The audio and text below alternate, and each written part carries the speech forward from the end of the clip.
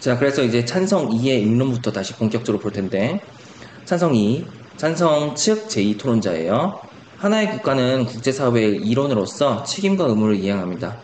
이 국가, 하나의 국가라고 한다면, 이 지구촌, 이 국제사회의 한 국가로서, 정당한 국가로서 그렇게 존재하려면 국제사회의 일원으로서 책임과 의무가 있다. 그러니까 다른 나라에서 어떤 난민이 발생하고 그들의 인권과 생명을 보호하는 것도 이 국제사회 일원으로서 우리 국가가 행해야 되는 책임과 의무 중에 하나다라고 하는 걸 이제 얘기하기 위함이겠죠.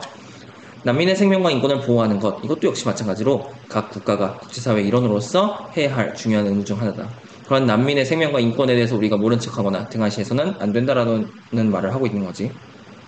우리나라도 당연히 이 의무를 이행한다고 생각합니다. 라고 해서 첫 번째 주장으로서 국제사회의 일원으로서 우리가 책임과 의무를 이행해야 한다라고 하는 것으로서 그 난민 보호에 대한 당위성을 드러내고 있어요.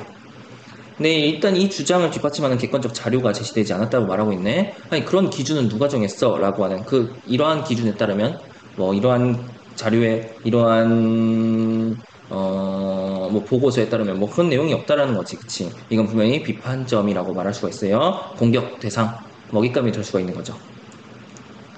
반대 측에서는 난민들이 우리 사회에 적응하는 것이 어렵다고 하셨는데요. 약간 우호적이지 않은 시선. 저는 난민들이 우리 사회에 정착하여 잘 살 수 있다고 생각합니다. 충분히 그럴 수 있다. 그래서 난민의 적응 가능성, 우리 사회의 적응 가능성에 대한 긍정적 전망을 드러내고 있어요. 그런 관점을 드러내고 있지. 난민으로 인정받아 안정된 생활을 하고 있는 사람들이 실제로 있기 때문입니다. 라고 해서 구체적인 사례, 그 사례가 뒷받침의 이제 근거가 되겠죠. 2021년 8월 언론에서 크게 보도한 아프가니스탄 특별 기여자들을 기억하십니까? 라고 해서 그 언론에서 크게 보도가 됐던 그 보도 내용을 인용을 하고 있어요. 그래서 구체적인 사례로서 그 근거를 제시하고 있죠. 안정된 생활을 하고 있는 난민으로 인정받아 우리 사회에서 안정된 생활을 하고 있는 사람들의 사례. 그들은 성공적으로 우리나라에 정착하여 현재 잘 살고 있습니다. 구현하고 있죠. 그래서 우리나라에 잘 정착해서 살고 있는 난민의 사례, 그 구체적인 사례를 근거로 제시하여 우리나라가 난민 인정률을 높이면 난민 문제 해결에 실효성, 실제적인 효과가 있다라고 하는 걸 드러내고 있고, 반대측의 입론 내용에 대해서 반박을 할 수가 있는 내용을 드러내고 있죠. 정부가 물론 지방자치단체와 봉사자들이 꾸준히 노력한 결과로서 그렇게 나타나게 된 것이다.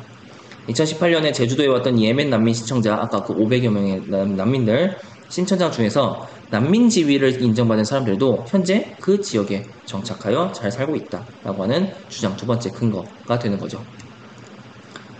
앞서 반대측이 얘기했던 우리 사회에 정착하기 어려울 것이다 라고 하는 것에 대한 반박이 될 거예요.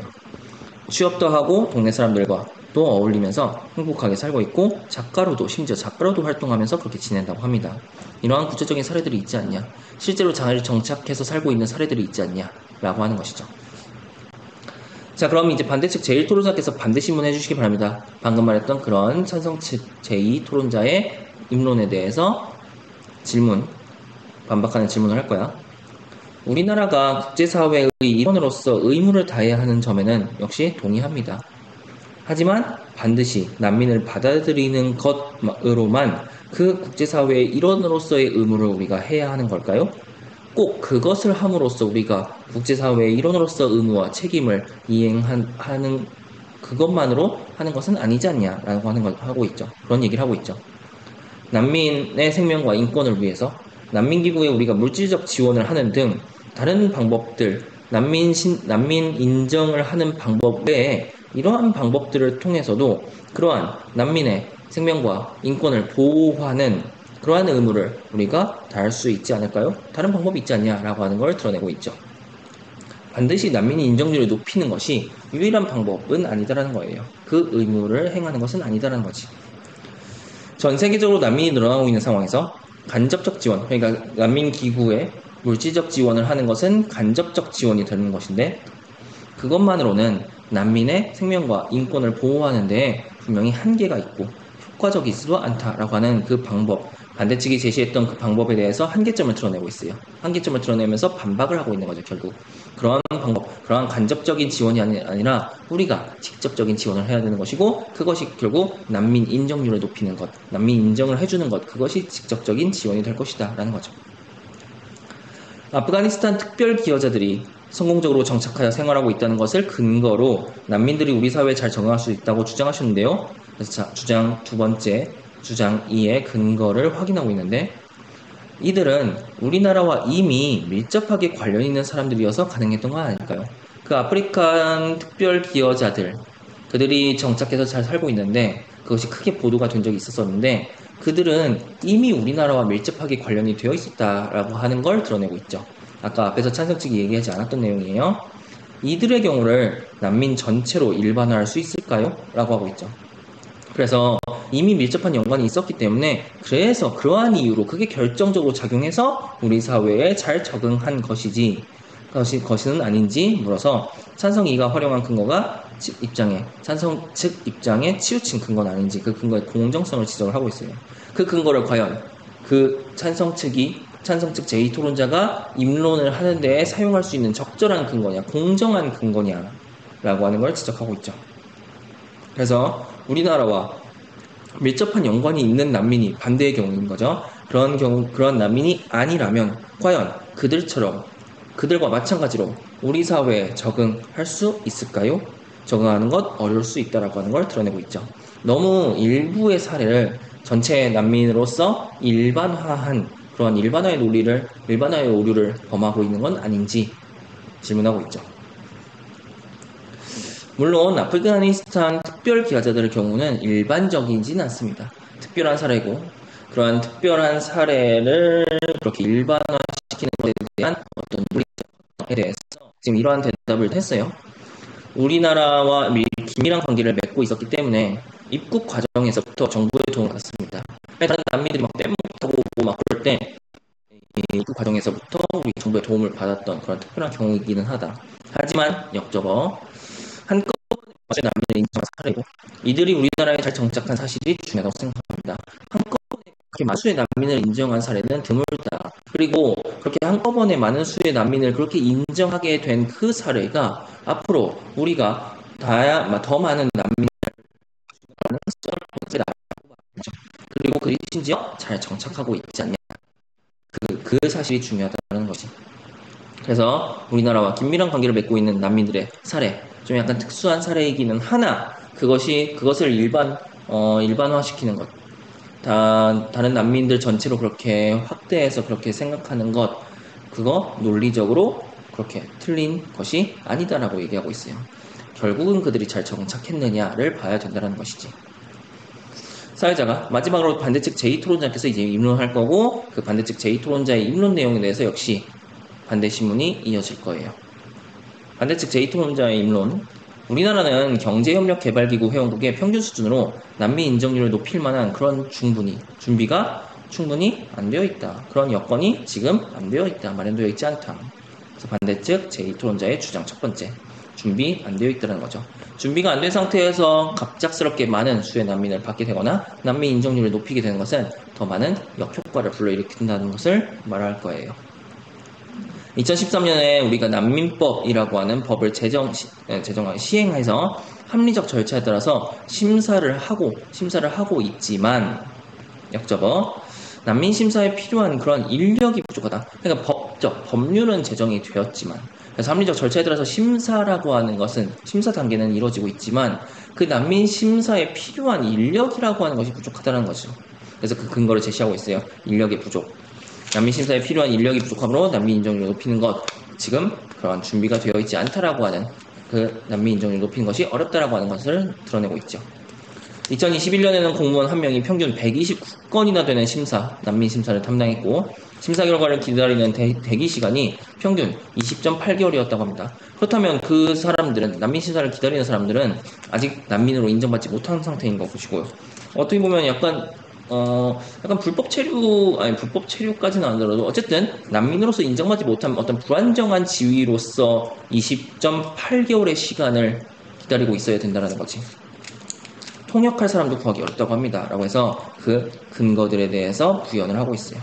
그래서 이 구체적인 역시 수치를 제시함으로써 그 난민 심사에 인력이 부족하다라고 하는 실태 제시하고 있고 이것이 결국 난민 인정률을 높일 만한 준비가 안 되어 있다라고 하는 것을 드러내고 있죠. 통역할 사람이 부족하다면 제대로 난민 심사를 받는 경우가 적다고 봐야 하지 않을까요? 라고 해서 지금 뭐야? 갑자기 왜 반대 신문을 하지? 아, 갑자기 반대 신문을 한 게 문제네요. 그쵸? 지금 어렵다고 합니다. 또 하면서 그 입론의 내용을 이어가고 있는데 찬성 측 제2토론자가 갑자기 중간에 끼어든 거죠. 통역할 사람이 부족하면 제대로 남용신상을 받는 경우가 적다고 봐야 하지 않을까요? 그래서 반대 입론 중에 찬성 측 제2토론자가 반대 신문을 하고 있는데 지금 입론 중에 그렇게 하고 있다. 입론이 끝난 다음에 해야 되는데 입론 중에 하고 있죠. 그쵸? 그래서 난민 심사가 지금 제대로 이루어지지 않고 있음을 지적하려고 하는 걸 얘기를 하고 있어요.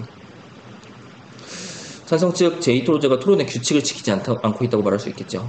사회자의 진앙에 따라서 자신의 발언 순서에 그렇게 발언을 해야 되는 것이 적절한 태도인데 그 규칙을 어기는 태도를 보이고 있어요.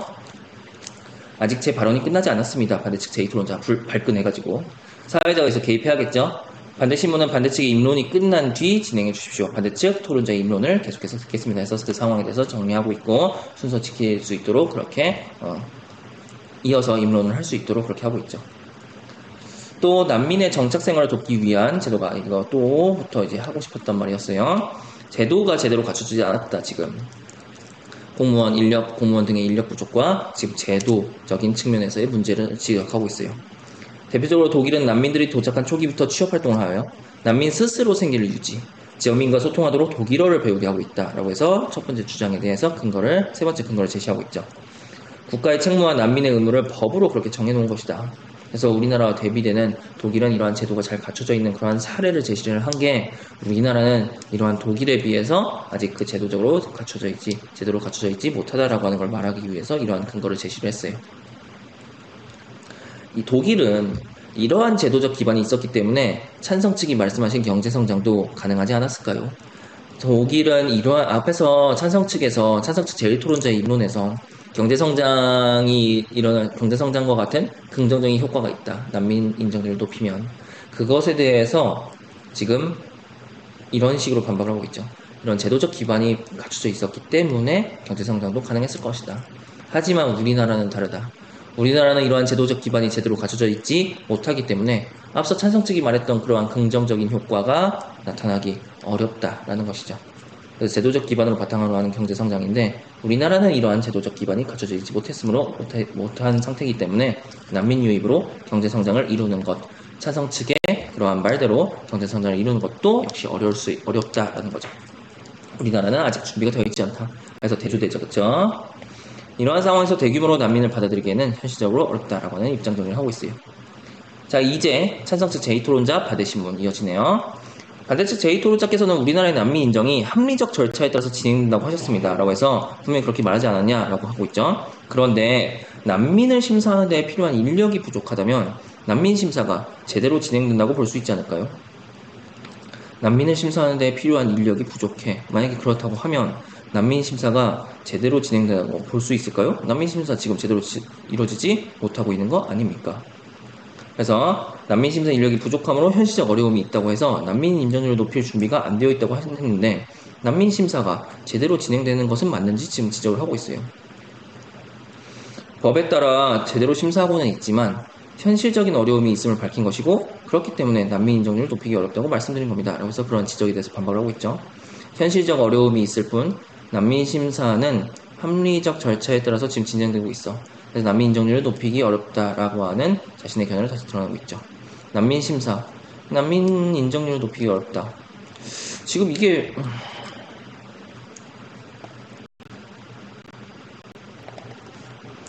자, 그래서 난민 심사가 지금 제대로 이루어지지 않는다라고 하는 것에 대해서 지금 찬성 측 제2토론자가 반대 신문으로서 반대 측의 제2토론자의 입론 내용에 대해서 반박을 하고 있어요. 난민 심사 인력이 부족함으로 지금 현실적 어려움이 있다고 한다. 그러니까 난민 심사를 우리가 제대로 해야 돼. 제대로 해나가는 게 중요하다. 난민 인정률을 높이는 것이 중요한 게 아니라 난민 심사를 제대로 해야 된다. 지금 근데 제대로 하는 방법은 지금 갖춰져 있는데 인력이 지금 부족한 상태다라고 말하고 있는 거죠. 근데 인력이 부족한 게 지금 제대로 되고 있지 않다라고 하는 거 아닙니까? 라고 지금 찬성 측은 그렇게 반박을 하고 있는 거예요. 반대 측에 대해서. 그래서 난민 인정률을 지금 현실적 어려움이 있어서 심사 인력이 부족해서 현실적 어려움이 있다라고 하는 반대측 제2토론자의 입론 내용에 대해서 그래서 난민 인정률이 높일 준비가 안 되어 있다. 그런 이유로 난민 인정률을 높일 준비가 안 되어 있다. 난민 인정률을 높여야 한다라고 하는 것에 대해서 반대하는 그런 입장을 가지고 있었었는데 찬성 측 이토론자는 난민 심사라고 하는 지금 이루어지고 있는 난민 심사라고 하는 게 제대로 진행되는 것이 아니지 않냐라고 말하고 있는 거죠. 그래서 그걸 지적하고 있었어요. 그래서 그에 대해서 법에 따라 제대로 심사하고는 있다. 하지만 현실적인 어려움이 있음을 밝힌 것. 그래서 지금 인력이 부족하다라고 하는 것, 통역할 사람도 부족하다라고 하는 것. 그렇기 때문에 지금 난민 인정률을 높이는 것이 지금 당장은 여건이 준비가 되어 있지 않다, 어렵다라고 말씀드린 겁니다. 라고 대답을 하고 있죠. 그 지적에 대해서. 찬성 측의 반대신문 지적에 대해서 반박을 하고 있어요. 그래서 난민 심사는 지금 합리적 절차에 따라서 진행되고 있다. 현실적 어려움, 인력 문제와 같은 그것일 뿐, 그런 현실적 어려움이 있을 뿐, 합리적 절차에 따라서 지금 난민 심사가 이루어지고 있다. 그래서 그런 현실적인 어려움이 있기 때문에 이 난민 심사, 합리적 절차에 따라서 진행되는 이 난민 심사가 더욱더 잘 이루어질 수 있도록 하기 위해서는 준비를 더 해야 된다라는 말을 하고 있는 거죠. 그렇기 때문에 지금 당장 난민 인정률을 높이는 것은 어렵다. 우리나라가 난민을 수용할 준비가 아직 안 되어 있다라고 하셨는데 마치 문 밖에서 생명의 위협에 쫓겨 문을 두드리는 사람에게 아직 우리 준비가 안 됐으니까 기다리세요. 청소도 하고 드릴 음식도 마련해야 해요. 라고 말하는 것과 같지 않습니까? 그래서 반대측 제2토론자의 주장에 대해서 지적을 하고 있는 거고 그 지적을 함에 있어서 그 어떤 다른 상황에 비유해서 굉장히 감정적으로 호소하고 있죠. 지금 사람이 죽게 생겼는데 청소해야 돼. 음식도 마련해야 돼. 이게 우리가 난민 인정률을 높이지 않는 것과 동일한 거다.